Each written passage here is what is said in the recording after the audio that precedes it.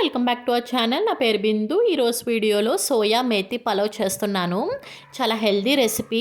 ఆకుకూరలు ఇష్టం లేని వాళ్ళకి కూడా ఈ రెసిపీ ట్రై చేయండి. చాలా tasty and healthy recipe. Process అనేది చూపిస్తున్నాను. ముందుగా వాటర్ బాయిలింగ్ అయ్యేంత వరకు స్టవ్ మీద పెట్టుకుని 1 కప్ సోయా అనేది యాడ్ చేసుకున్నాను.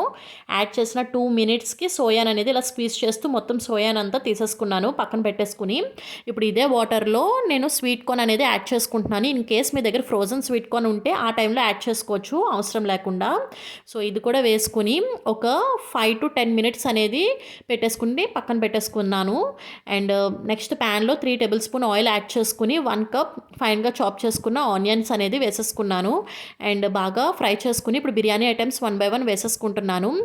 And cinnamon, cloves, star anise, cardamom, black ఇలాచీ, పెప్పర్, సోంప్, జాపత్రి అండ్ ఒక 2 బే లీవ్స్ కూడా యాడ్ చేసుకుని వన్స్ ఇలా మిక్స్ చేసుకుంటున్నాను. అండ్ ఇప్పుడు 1 tablespoon ginger garlic paste కూడా యాడ్ చేసుకుని పచ్చివాసన పోయిన తర్వాత 1/2 కప్ ఫైన్గా చాప్ చేసుకున్న టమాటోస్ అనేది వేసేసుకుంటున్నాను.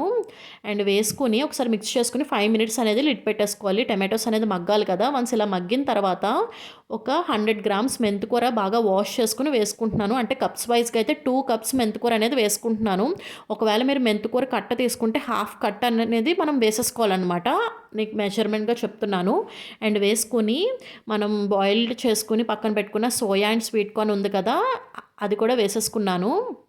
అండ్ 1 అవర్ నానబెట్టుకున్న బిర్యానీ రైస్ని వేసేసుకుని 1 గ్లాస్ బిర్యానీ రైస్ వేసుకున్నాను. 1 గ్లాస్కి 3 గ్లాసెస్ వాటర్ అనేది యాడ్ చేసుకున్నాను. ఎందుకంటే మనం వెజ్జెస్ అన్నీ యాడ్ చేస్తాం కదా, ఒకసారి యాడ్ చేసుకుని మిక్స్ చేసేసుకుని అండ్ ఇప్పుడు 1 by 1 మసాలాస్ అన్నీ యాడ్ చేస్తున్నాను. 2 స్పూన్స్ ధనియా powder, 1/2 spoon Shahi biryani masala use చేస్తున్నాను. మీకు కావాలితే మీరు ఫ్లేవర్ తగ్గట్టుగా ఏదైనా బిర్యానీ మసాలా యూస్ చేయొచ్చు. లేదంటే హోమ్మేడ్ గరం మసాలా యూస్ చేసినా దెర్ ఈస్ నో ఇష్యూ అనమాట.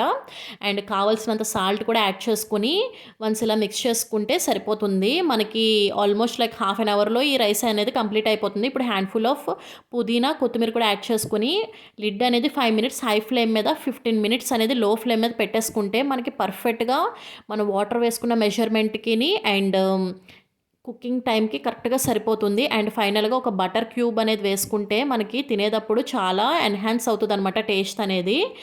డెఫినెట్గా ట్రై చేసి ఎలా వచ్చిందనేది నాకు కామెంట్స్ బాక్స్లో షేర్ చేసుకోండి. చాలా బాగుంటుంది recipe. See you in the next video. Bye.